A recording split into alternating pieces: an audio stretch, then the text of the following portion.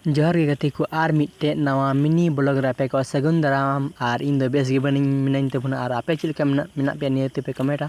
और तिहिन nail hedge gun उनका गाडा से हेना उसके बाद ओड़ा से चला हुई कना हाकू और झली गो उते चला हुई कना ओड़ा से गाडा रे ओडा हुई लेना और नेल हेज गन गया पे उनका चला बड़ा हुई कना नितो और अड़ी दिन परे दा हे सुर के तबुना और उनका चला हुई कना उनका रास्ता थी चला हुई कना उनका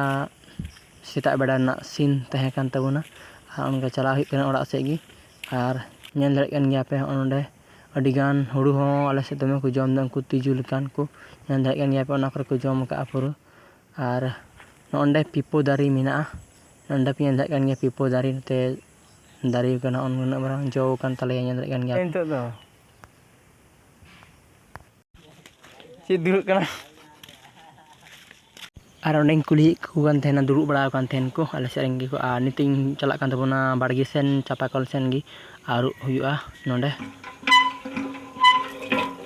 ओंडे एरगो कान तबना नेल गन गया पे नोनका और हुई कान तबना और चिक पे कमी बड़ा तने पे कमेंट तबना और नोनका नजारा और चेत को कमी बड़ा हुई कान तबना नियतिन दिखावना और चला हुआ बड़ाकार से हाँ नेल बड़ा हुआ अंते दा तीना मिना बड़ाकार आले बड़ाकार रे तो उनते के चला हुआ बड़ाकार से हाँ तो कंटिन्यू दूब पे हाँ और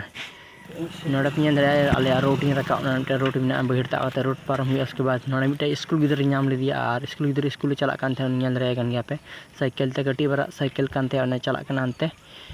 बिना गुड़िया स्कूल प्राइवेट रे पढ़ा थे तो उनका नजारा हेला रोड ना निते देना साइकिल रे हेला कान तबना और सेटर लाइन तो सेटर होइना बड़ाकार ते नेल साइकिल नोडे तिंगु का तबना और उनका बड़ाकार पेरे कना गिदिल को कुलोट गुई दानते खय बड़ाकार से खय नोआ दो जहां लोकेशन कान तबना नोडे दो चलना मेन तो मेना से बिजड़ा घाट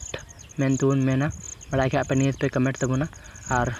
नेल हेज गन गया उनका नजारा और उनका कटी मचा अपडेट थे कना मान खान सनाम को मुचाद रे जोहार।